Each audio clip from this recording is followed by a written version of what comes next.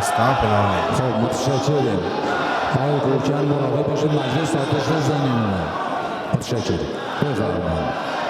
اگر اروپا و کشورهای مهم مثل روسیه و چین این خلأ بین المللی را پر کنند شاید راهی برای ادامه مسیر باشد. در غیر این صورت جمهوری اسلامی با اقدامات هسته‌ای خود ایشان را سر عقل می آورد. و این را بدانند که در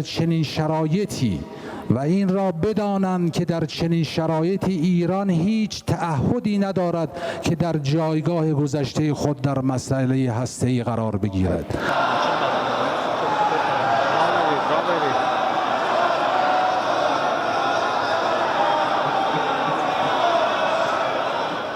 That's insane. Looks like we got no choice but to nuke them. Talking about death to America. Yeah, well, hey, man. Yeah, I mean, at this point, I guess it isn't just for Israel. You think Russia and China gonna back them? That's a great question. That's TBD. If that happens, that's World War III. Yeah. Quite literally. Military action here or a diplomatic solution when it comes to Iran. Right. So, we're talking about you can favor one thing, but you could also favor another thing more. So, yes, the U.S. public, plurality, and the vast majority of Republicans would favor U.S. airstrikes if Iran's trying to make a nuclear weapon. But what do they prefer? To limit the risk of Iran making nuclear weapons, the American public prefers what? They prefer a negotiated agreement. 69% of the American public prefer a negotiated agreement as compared to 14% who prefer taking military action. I will note, Sarah Seidner, that this 69% includes 64% of Republicans. So even if Republicans, the clear majority, would in fact support airstrikes on Iran, U.S. airstrikes on Iran, they prefer a negotiated agreement. Who are you with? CNN. No. There's a split, Fake news. Fortunately, nobody watches. Is anybody watching CNN nowadays? I haven't seen it in a long time. She nodded. Some of your supporters are wary of the U.S. getting involved in another foreign war, and some believe that we should support. Do you ever ask a positive question at CNN? My supporters are more in love with me today, and I'm in love with them more than they were even at election time, where we had a total a landslide. We had, we won all 7 swing states. Did CNN report that? We won all 7 out of 7, which everyone said would be almost impossible. We won by millions of votes. We won 2,750 districts versus 505 districts. Think of that, 2,750 versus 505. And CNN, I think what she might be alluding to. He's bringing up the election. He is very petty. That's funny. But CNN. That was a solid question. A lot of people have been turning on Trump under the guise of, or under the assumption that we might be dragged into another Middle Eastern war. I mean, it's been 25 years of us having wars in the Middle East, sending American soldiers to war to go fight and die. And the American people are rightfully in their right to be upset about that. I mean, I'm upset about that. I don't want that to happen, me personally. So I've been wanting to know what Trump's thoughts are. From what I've been seeing him saying, it's just like he's like back in Israel saying y'all fight, but we not gonna join y'all directly. And he's just been promising like airstrikes and stuff like that. And to me, I think that's a better solution than sending troops on the ground. That's just my opinion, though. Yeah, I don't think they're gonna send troops on the ground. I feel like in today's society, we're seeing what the warfare is going to be. It's either gonna be drones or somebody sending missiles. So I think what's possibly going to happen is missiles getting sent over there. Because at first I was super against not doing anything. I didn't want to do anything. But after that first clip we saw, that does scare me a bit. If those people had nukes, I'm pretty sure they probably would use it on us. Yeah. Oh, they absolutely would. They call America the Great Satan. But we also don't know. They let 15 million people in our nation. We might not know if somebody already plotting on the grounds right now, That's kind of scary to really think about sometimes, but you never know. I remember seeing a stat a while ago about how this was like the most people on a terrorist watch list that were in America ever. Fox News alert, the Ayatollah has gone into hiding. He's believed to be holed up inside an underground bunker northeast of the capital. This is a different kind of Iranian hostage crisis. Khomeini can hide, but he can't run. For the past 24 hours, Israel's been attacking the area around his underground lair. But Khomeini, still talking tough, says Iran will not surrender to anyone. And is warning that if America joins the fight and strikes, It'll result in irreparable damage to the United States. Is he bluffing? We don't know. Iranian proxies, which have been severely degraded, are threatening to commit acts of terror against American troops and American ships in the region. And American businesses are now bracing for cyber attacks. Trump says, good luck with that. We won't be bullied. I was the hunted, and now I'm the hunter. It's a big difference. That means I've had it. Okay, I've had it. I give up. No more. Then we go blow up all the, all the nuclear stuff that's all over the place there. No, they had bad intentions. For 40 years they've been saying death to America, death to Israel, death to anybody else that they didn't like. They were bullies. They were schoolyard bullies. And now they're not bullies anymore. Trump's been meeting in the Situation Room with his national security team. Head of Central Command, Army General Eric Kurilla, they call him the Gorilla, has been instrumental in the war planning. The Pentagon's sending in their new state-of-the-art supercarrier, the USS Gerald Ford, and amassing a tremendous amount of assets in the area. Why would they announce this? Today, though? Trump had lunch with Pakistan's army chief. Pakistan borders Iran. Seems like something's about to happen. Trump's not showing his cards yet.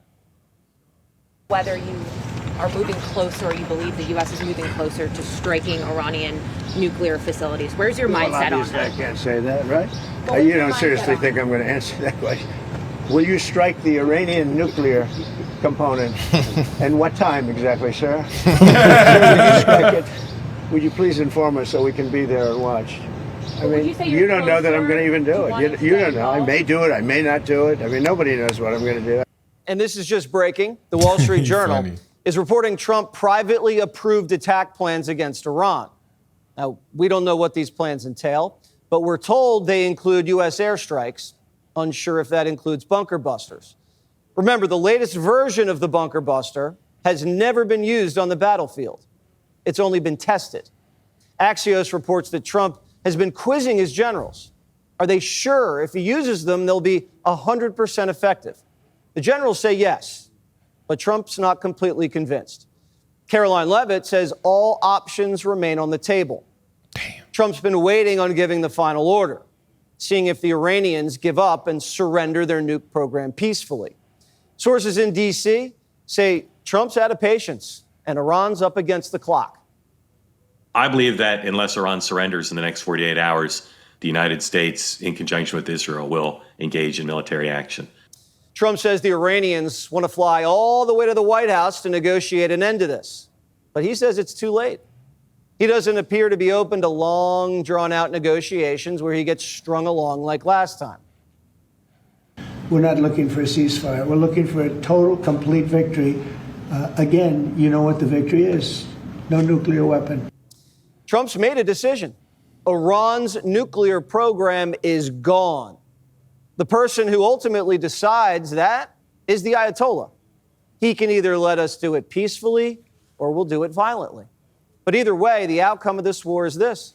The Iranians will never be able to acquire a nuclear weapon, ever. But time's running out for both sides. Israel's reportedly running low on defensive interceptors, and Iran's reportedly running low on missiles. Iran's also running out of allies. They don't have any friends left in the region. And China, their biggest customer, quiet. And Putin, he has his own problems. I spoke to him yesterday, and I said, he actually offered to help mediate. I said, do me a favor. Mediate your own. Let's mediate Russia first, okay? I said, Vladimir, let's mediate Russia first. You can worry about this later. The Persians are pinned up against the wall. They've been completely humiliated by a tiny Jewish nation, a fraction of the size of Iran. And now the Daily Wire is reporting that the Mossad set up a fake hotline in Iran and ordered top Iranian military officials into an emergency meeting. And the generals were lured into a small bunker in Tehran before Israel wiped them out with a precision airstrike. Damn. And inside of the country, you're starting to see unrest. Sanctions have crippled their economy so badly that workers are rioting over delayed payments. Manufacturers are striking over high inflation. Schools, cement factories, and pharmaceutical plants are shutting down. The Iranian currency is getting shredded. and Israel's hitting Iranian energy infrastructure, which is going to create price shocks and shortages. So with the streets teetering and its military commanders assassinated, a nuke might be the Ayatollah's only hope. No one really knows how fast they could spin up a device and strap it into a warhead, but Trump says they're only a few weeks away. Back in March, Tulsi Gabbard said the Iranians were enriching uranium at record levels. In the past year, we've seen an erosion of a decades-long taboo in Iran on discussing nuclear weapons in public, likely emboldening nuclear weapons advocates within Iran's decision-making apparatus. Iran's enriched uranium stockpile is at its highest levels and is unprecedented for a state without nuclear weapons. So will the United States end Iran's nuclear program with a 30,000-pound bunker buster? Or can Israel end it themselves? Israel admits they have options. They could knock out the power plants that run the underground nuke facility. And since they control the air, Israeli commandos could be inserted and fight their way in and then detonate the site with dynamite. If America does it, there would be consequences, nuclear contamination, and internationally there could be some fallout, though I'm sure Trump could handle it. Either way, the Iranians would retaliate and the United States would have to go back onto a war footing in the Middle East.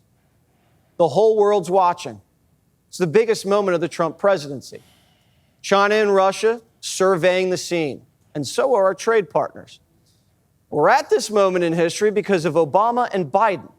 They signed a toothless nuke deal that let the Iranians keep enriching and let them keep their ballistic missiles, and paid them billions of dollars, which they used to finance their war machine and proxies.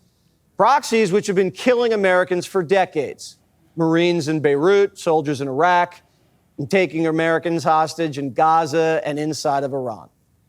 American deterrence, backed by the threat of violence, is what maintains order in the world. And sometimes there comes a time when the commander-in-chief has to use force to nourish the deterrence and keep the American people safe. Is this one of those times? We're about to find out. Wow. You know, the sad part about this whole situation is to see like the regular Iranian people are going to get impacted the most by this than anybody there. You know, I saw Trump made a post that he knows where their supreme leader is, and he said we could kill him at any moment.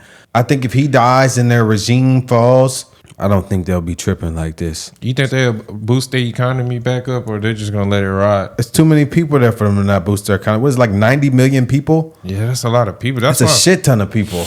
Yeah, I heard the people there don't like the regime either. Yeah, I mean, it's like an oppressive regime. That's where like the terrorists and all that stuff's coming from. Like you said, the proxies, like all that's coming from the head, the people in charge. I mean, the when you wipe all of them out and you got like no new leaders, maybe they'll act right because they see what that's gonna get them. You know, that's a real possibility. I mean, do I trust that to be the thing? I don't know. I don't trust any foreign nation. I don't trust any foreign nation that's not the USA. I got to keep it 100.